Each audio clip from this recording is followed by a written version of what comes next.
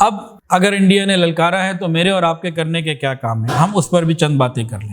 یا ایھا الذین آمنوا، اے ایمان والے، اذا لقیتم فئۃ فاثبتوا، جب تمہارا سامنا کسی دشمن سے ہو جائے تو فاثبتوا، ثابت قدم رہنا۔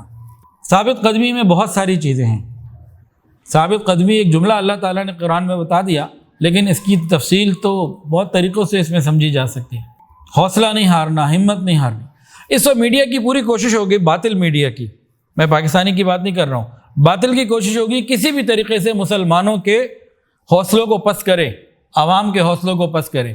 مثال کے طور پر ایک جملہ آپ نے سنا ہوگا، اسرائیل ناقابل شکست ہے جی، 20 مہینے ہو گئے ابھی تک تو غزہ کی 1 انچ پہ قبضہ نہیں کر سکا۔ امریکہ ناقابل شکست ہے، نہیں ایسی کوئی بات نہیں، افغانستان میں اللہ نے ان کو کامیابی دی ہے، مسلمانوں کو۔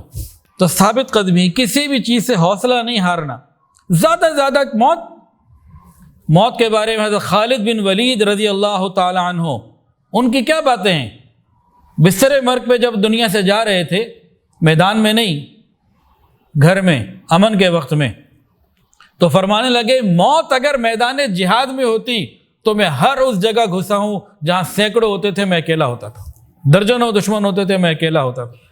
موت کا تعلق میدان جہاد سے نہیں ہے، موت اپنے وقت پر آنی ہے۔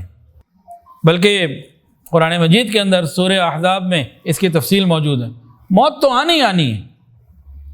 یہ سوچنا کہ میدان جنگ میں جائیں گے تو موت آ جائے گی، یہ بات غلط ہے، پیچھے بھی آ سکتی ہے۔ موت کا ایک اپنا وقت مقرر ہے، جب جہاں جس کی اللہ نے لکھی ہے ویسے آنی ہے، اور یہ والی موت تو سعادت کی موت ہے۔ اور انشاءاللہ العزیز فلسطین کے اندر اسرائیل کا حملہ ہو یا پاکستان کے اندر ہندوستان کا یہود و ہنود، انشاءاللہ دونوں رسوا ہوں گے، بالآخر رسوا ہوں گے۔ تو کسی ایسی جملے سے، کسی ایسی پوسٹ سے، کسی ایسی بات سے حوصلہ نہیں چھوڑنا، بالآخر انشاءاللہ کامیابی اللہ نے مسلمانوں کی رکھی ہے۔ ویڈیو کے نیچے سبسکرائب کے بٹن پہ کلک کریں، بیل کے آئیکن پہ کلک کیجئے تاکہ ہر نئی ویڈیو کی نوٹیفیکیشن آپ کو مل جائے۔